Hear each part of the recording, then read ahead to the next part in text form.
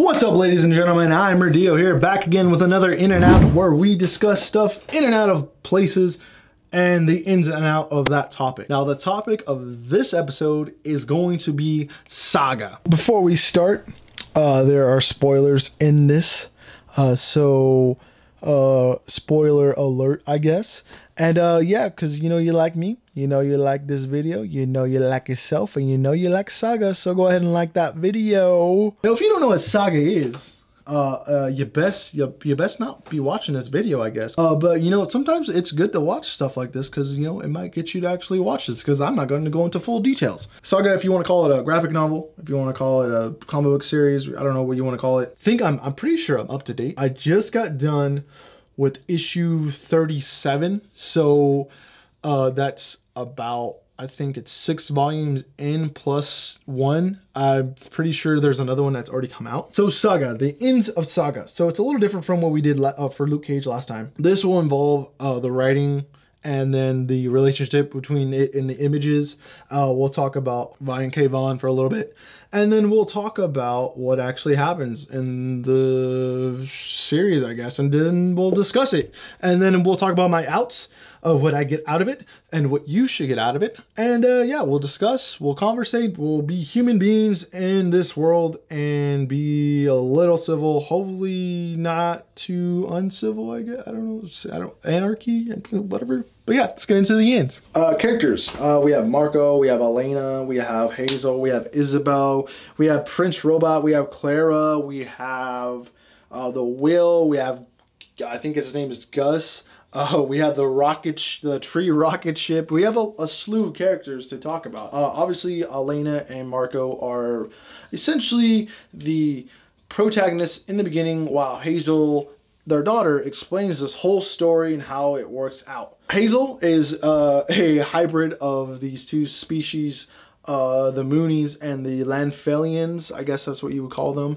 And you know they do what a mom and dad do, and they make love, and then they make this thing called Hazel, I guess. And so what basically essentially happens is as you would say with any kind of conflict between two species, or two kind of communities that don't like each other, and then for some reason there's two people part of those communities that come together and you know they fall in love, and it's kind of like that Romeo and Juliet kind of story, but it isn't. It's its own thing. It's way better than Romeo and Juliet because it involves fantasy, sci-fi, there's cool magic stuff, there's dragons, there's robots, there's freaking there's ghosts, there's anything and everything you could think of in this series. Now this brings into the Game of Thrones comparison of, you know, how you fall for the villainous characters, but I think it's a little bit different. I feel like you truly feel for these characters. There's a character like Prince Robot where, you know, he totally loses his memory, and then he's on this sex planet where he's constantly, you know, doing these, you know, pleasurable things, and he has a whole family he doesn't even know about until they tell him, hey, you know, your wife was just killed and your baby just got kidnapped. And he's like, what I have a son? And then he has all this emotional drive, and you're like, wow, okay, he honestly didn't know about any of this. And like you kind of feel for him, like you feel for the other side character, Dingo, which I think I'm pronouncing, or it's a dingo. I don't know, but he also feel for him. He lost his son, and then he feels like it's justified that he kills the princess, and then kidnaps his wife, and then has this ultra terroristic plan to, you know, expose the royal family and the government, or the monarchy, I guess, if you want to call it. But I think it does, this series really does that well, and you really do fall in love with those kind of characters like the Will. You fall in love with characters like Gwendolyn, and then you have these good first impressions of characters, and then they turn out to be real evil, and then they overcome some of that, and then they become better people, or they sacrifice themselves for the greater good of the group. And it's really weird how they do this grouping. Marco got grouped with Prince Robot. Elena got grouped in with Dango with her mother-in-law Clara. Hazel got grouped in with her grandmother and one of the mercenaries they meet along the way. The Will gets grouped with Gwendolyn, and then they get grouped with Slave Girl. They do these groupings and they have these like interactions that you would never really think they would interact, like Prince Robot and Marco. Like, what's going on here? And then it works. Brian Vaughn really executes that, or Brian K. Vaughn, I should really pronounce, is an excellent writer. I'm also reading Paper Girl, and I know there's a handful of other series that I'm going to read now because of him.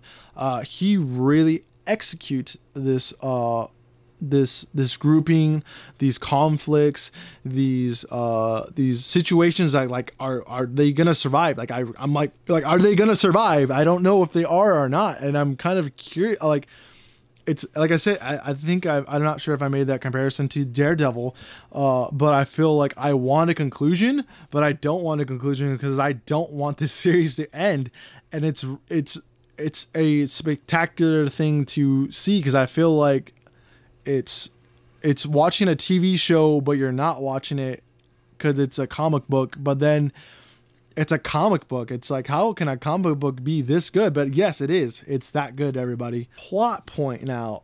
There isn't a finishing plot point, obviously, because the series hasn't ended. But to the plot point to where I'm at right now, Hazel and her parents just got reunited, which is really awesome to see, you know, but it's also been a separation between them. And so it's going to be kind of a weird building thing.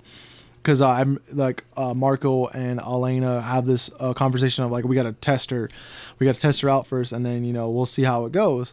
Because I like when you get separated from someone like that for such a long time, you don't know, and you kind of have that like connection, which this series has. You connect with it because they Marco and Elena do have like marital problems. They have the mother-in-law but always breathing down your neck problems. They have the constant, like, if you are a sex addict, they have that in there as well. They have a whole slew of things that, like, how a child develops in the world and how a child interprets the world, connection there as well. It really brings real world problems in this unreal world, and it makes it a really good read, and that goes into, you know, my last in would be the readability of it and the way how the words play out, and then how it complements the images and how images complement the words. Like I said earlier, I think this thing executes it. Honestly, I don't know how he does it. It's interesting to see how he does it. I'm not too sure if it's on the word design or how he, you know, scripts things and how he has a layout of everything. But when you read this, it's not like any comic I've ever read, really. The only similar one that I've read like this would be Paper Girl.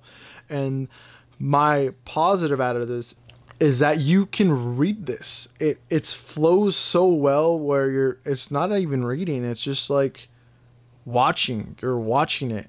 And the quick little input that Hazel has as she narrates this whole story, it adds that kind of, you know, second or real voice to the story that like makes it more interesting. And then I don't know if this series would be that good if he didn't come up with that idea to have Hazel narrate it. And I think it's a brilliant idea that she does. Someone can develop into a human and have all these weird, wacky problems, but they also be able to be good, I guess, is what I'm trying to say.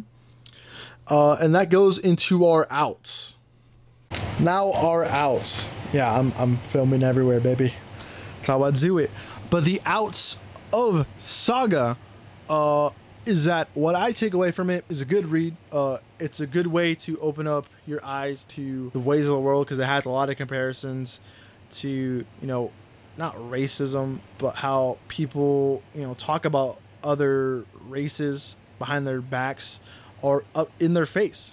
and how people like a certain percentage of people think that they are highly regarded and are above everybody else. It kind of enlightens me on that, and it has that real world comparison and connections that I think anyone can really connect to, that I connect to. The platform that it's on, I think it's excellent. I believe they're coming out with an animation soon. If anyone wants to confirm that in the comments down below if they are. But the real outs are that it's a good series to read.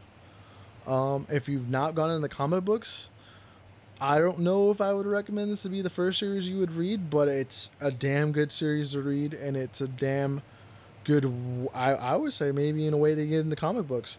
But like if you just want to read one series or one or two series, this would be one of the series I would say like you should read it. I'm not trying to glorify this series, I'm just saying my opinion. That's what this is. It's a forum between me and you, the viewer. Go ahead and leave some comments down below whether you agree or disagree with me, because there's probably someone out there that hates Saga, and I want to talk to you. Like, why do you hate Saga? What's wrong with the series? Do you not like the nudity? Do you not like the language? Do you not like the way it kind of brings reality into your face? I want to know. And if you do agree with me, what do you like about Saga? What's the one thing you love about it? Or leave a whole list of things why you like about it. And I'm not sure if this is a good summary of Saga. Let me know if it was or wasn't. So go ahead and like, share, subscribe. Have a great rest of your day. Thank you for watching. Enjoy the sunset, and we'll see you in the next In and Out, which will be FIFA 17.